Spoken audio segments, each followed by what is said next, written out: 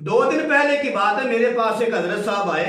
उन्होंने आकर कहा, कारी साहब, जो छोटे बच्चे हैं उनका मस्जिद में आना कैसा है?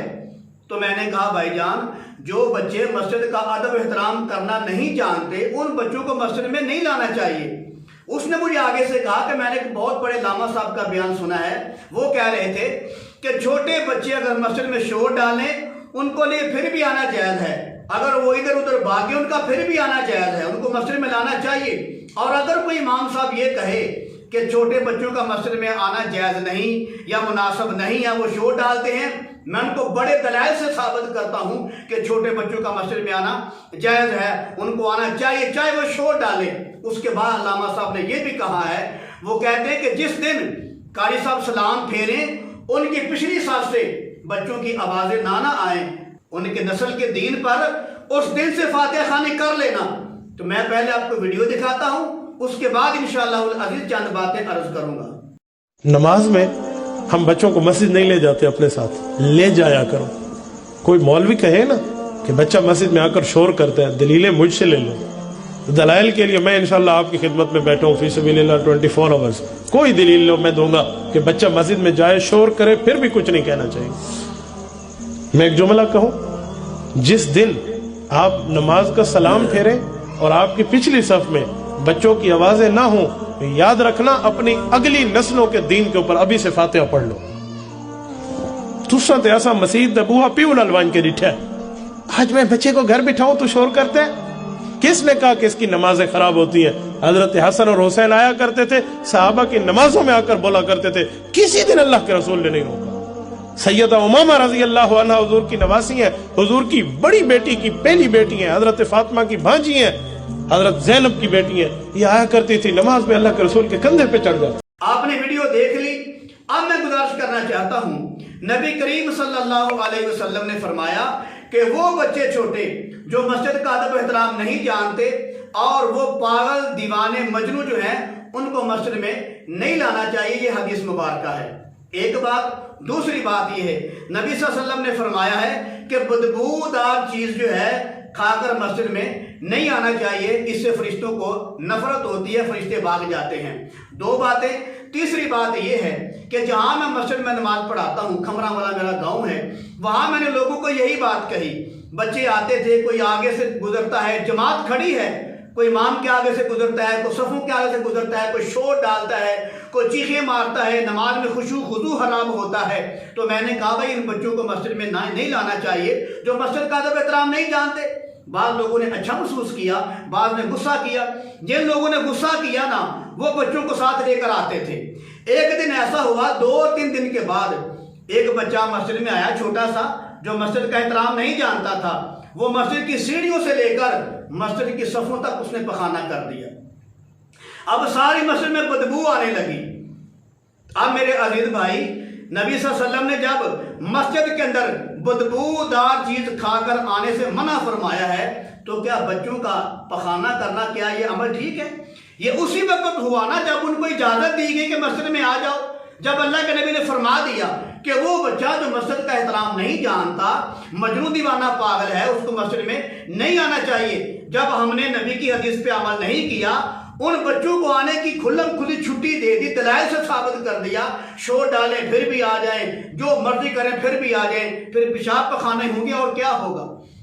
दूसरी बात यह है, जहां मैं जुमा पढ़ाता हूं, कपूर वाली उस जगह का नाम है, वहां जुमा पढ़ाने के बाद मैंने देखा कि एक आदमी अपने नवासे को गुस्से हो रहा है और बात दुआएं दे रहा है, अल्लाह करे तो मर जाए, तो तबाह हो, बर्बाद हो। मैंने कहा, हज़रत साहब क्या हुआ, क्यों बच्चे को गुस्से हो रहे हो? वो कहते हैं, कारी साहब इसने पहली सफ में बैठ के पेशाब कर दिया है। जुमे के दिन की बात कर रहा हूं, बच्चे ने पहली सफ में बैठकर पेशाब कर दिया है। तो जब बच्चों को ये इजाजत देंगे, आए कोई बात नहीं, शोर डाले कोई बात नहीं, आगे भागे कोई बात नहीं, जो मर्जी करें बच्चों के लिए हम दलाइल पेश करेंगे, इनका आना जायज है। जब हम उनको ऐसे खुली छुट्टी दे देंगे ना, फिर पहली साहब में पेशाब होगा, फिर सीढ़ियों से लेकर सफों तक पखाना भी करेंगे। 2 बातें। तीसरी बात ये हफ्ता पहले की बात है, सियालकोट में म्यानी गांव है एक, वहां मैं गया किसी अजीज का पता लेने के लिए। वहां असर की नमाज का वक्त हुआ, मैं नमाज पढ़ने के लिए मस्जिद में गया, 10-12 आदमी से जमात खड़ी हो गई। एक बच्चा था एक आदमी के पास, वो जब जमात खड़ी हुई وہ امام صاحب کے آگے سے ادھر جائے، کبھی ادھر جائے، کبھی ادھر جائے، کبھی ادھر جائے، اور آخر کار وہ ممبر پہ چڑھ گیا۔ ممبر پہ چڑھا، اس کی آخری جو تیسری سیڑھی اس پہ چڑھ گئی، اس کو بھی اوپر چلا گیا، اور اس سے آگے قرآن پڑھا ہوا تھا۔ شکر ہے کہ اس کا پاؤں قرآن پر نہیں آیا، لیکن اس کے پاؤں قرآن کے برابر ہو گئے۔ یہ کیوں ہوئے؟ جب ہم نے کھلی چھٹی دے دی۔ ہم جی دلائل سے ثابت کریں گے بچوں کا آنا جائز ہے، چاہے شور ڈالیں، چاہے جو مرضی کریں، ان کو مسجد میں لانا چاہیے۔ میں دلائل سے ثابت، حضرت صاحب آپ ماشاءاللہ، میں جانتا ہوں آپ کا نام مولانا عبدالواحد صاحب ہے، ہم آپ کا احترام کرتے ہیں اور کرتے رہیں گے، لیکن جب ہم نے بچوں کو کھلی چھٹی دے دی، پھر بچے مسجد میں پیشاب بھی کریں گے، پخانہ بھی کریں گے، معاذ اللہ معاف فرمائے، قرآن کی بے حرمتی بھی ہوگی۔ اور ایک جو بات حضرت صاحب نے کی نا، کہ جس دن بچوں کی شور کی بات پیچھے نہ آئے، جب سلام پھیرے امام، تو ان کے نسل کے دین پر فاتحہ پڑھ دینا۔ تو میں پوچھتا ہوں حضرت صاحب قبلہ حضور، اگر آپ ناراض نہ ہو، یہ جو آپ نے بات کی ہے کہ جب سلام پھیرا جائے پیچھے سے بچوں کی آوازیں نہ آئیں تو ان کے نسل کے دین پر فاتحہ خوانی اس دن پڑھ لینا، یعنی کہ ان کا دین سمجھو ختم ہو گیا، دفنا دیا گیا، مر گیا۔ فاتحہ خوانی کا مطلب یہی ہوتا ہے نا۔ تو میرے عزیز بھائی، یہ قرآن کی کون سی آیت ہے کہ جب بچوں کا پیچھے سے شور کی آواز نہ آئے سلام پھیرنے کے بعد تو ان کے نسل کے دین پر فاتحہ خوانی پڑھ لینا؟ یہ قرآن کی کون سی آیت ہے؟ نبی کی کون سی حدیث ہے؟ دلائل ٹھیک ہے آپ کے پاس ہیں، ہونے چاہیے، یہ قرآن کی کون سی آیت ہے کہ جب بچوں کے پیچھے سے آوازیں نہ آئے تو ان کے نسل کے دین پر فاتحہ خوانی کر دینا؟ یہ قرآن کی کون سی آیت کا ترجمہ ہے؟ یہ نبی کی کون سی حدیث ہے؟ کیا دین جو ہے یہ بچوں کے شور کے ساتھ مشروط ہے کہ اگر وہ شور ڈالیں گے تو دین باقی رہے گا ان کی نسل تک، اگر وہ شور نہیں ڈالیں گے، ان کی آواز نہیں آئے گی تو ان کی نسل میں دین ختم ہو جائے گا؟ دین جو ہے بچوں کی آواز کے ساتھ مشروط نہیں۔ بچے نہیں، ہم بھی مر جائیں، ہمارا خاندان بھی مک جائے، یہ دنیا ساری ختم ہو جائے، میرے نبی کا دین اسلام ختم نہیں ہوگا۔ یہ اسلام قیامت تک آنے والوں کے لیے ہے۔ آگے حضرت صاحب نے دلیل کے طور پہ بات کی کہ نبی صلی اللہ علیہ وسلم نماز پڑھا رہے تھے۔ دلائل کے جو دلیل دی ہے، جو حضرت صاحب نے دلیل دی ہے بچوں کے مسجد میں آنے کی، شور ڈالنے کی، جو مرضی کرے ان کو منع نہ کیا جائے، دلیل کیا پیش کی کہ نبی صلی اللہ علیہ وسلم نماز پڑھ رہے تھے تو حسن حسین جو ہے رضی اللہ تعالی عنہ، وہ آئے نبی صلی اللہ علیہ وسلم کے کندھوں پہ بیٹھ گئے۔ نبی صلی اللہ علیہ وسلم کی نواسی امامہ رضی اللہ تعالی عنہ آئی، نبی صلی اللہ علیہ وسلم نماز پڑھ رہے تھے، ان کے کندھوں پہ آ کر بیٹھ گئی۔ تو میرے عزیز بھائی، گزارش کرتا ہوں، کیا کسی بچے کا کندھے پہ بیٹھنا اور مسجد میں بھاگنا کیا ایک برابر ہے؟ کیا کسی بچے کا کندھے پہ بیٹھنا اور شور ڈالنا کیا ایک برابر ہے؟ کیا کسی بچے کا کندھے پہ بیٹھنا اور امام صاحب کے آگے بھاگنا بچے کا کیا ایک برابر ہے؟ کیا کسی بچے کا کندھے پہ بیٹھنا یا بچوں کا پیچھے جھگڑا کرنا، شور ڈالنا، سیٹیاں مارنا، آپس میں کشتی کرنا کیا ایک برابر ہے؟ دوسری بات یہ ہے کہ وہ جو بیٹھے ہوئے تھے وہ حسن و حسین تھے۔ ساری دنیا کے نمازیں اکٹھے کر لو، قسم بخدا حسن و حسین کا مقابلہ کوئی نہیں کر سکتا۔ ساری دنیا کے نانے اکٹھے کر لو، حسن و حسین کے نانے کا مقابلہ کوئی نہیں کر سکتا۔ تم ان کی مثال دیتے ہو، وہ تو کندھے پہ بیٹھے ہوئے تھے، وہ شور نہیں ڈال رہے تھے، معاذ اللہ، وہ نمازیوں کے آگے بھاگ نہیں رہے تھے، وہ امام صاحب کے آگے بھاگ نہیں رہے تھے، وہ پیچھے شور نہیں ڈال رہے تھے۔ شور ڈالنا اور بات ہوتی ہے، امام کے آگے سے بار بار بھاگنا اور بات ہوتی ہے، کسی کے کندھے پہ بچہ بیٹھ جائے یہ اور بات ہوتی ہے۔ کیا یہ قرآن کی آیت ہے یا نبی کی حدیث ہے کہ امام حسین رضی اللہ تعالیٰ نبی کے کندھوں پہ بیٹھ گئے، لہذا دوسرے بچوں کے لیے شور ڈالنا جائز ہو گیا، دوسرے بچوں کے لیے امام کے آگے گزرنا جائز ہو گیا، دوسرے بچوں کے لیے صفوں کے اندر سے آگے پیچھے بھاگنا کیا جائز ہو گیا؟ کیا دوسرے بچوں کے لیے پیچھے شور ڈالنا، کشتی کرنا، جھگڑنا یہ جائز ہو گیا؟ میرے عزیز بھائی، یہ بات بالکل غلط ہے، جبکہ اللہ کے نبی صلی اللہ علیہ وسلم نے منع فرمایا ہے۔ وہ بچہ جو مسجد کا احترام نہیں جانتا، جو مجنون دیوانہ مسجد کا احترام نہیں جانتا، اس کو مسجد میں نہیں لانا چاہیے۔ بات یہ ہے کہ جب آپ نماز پڑھ رہے ہوں، بڑے خشوع خضوع سے کھڑے ہوں، تو کیا جب شور ڈالا جائے گا تو کیا آپ کی نماز میں خشوع رہے گا؟ آپ کی نماز میں خشوع خضوع رہے گا؟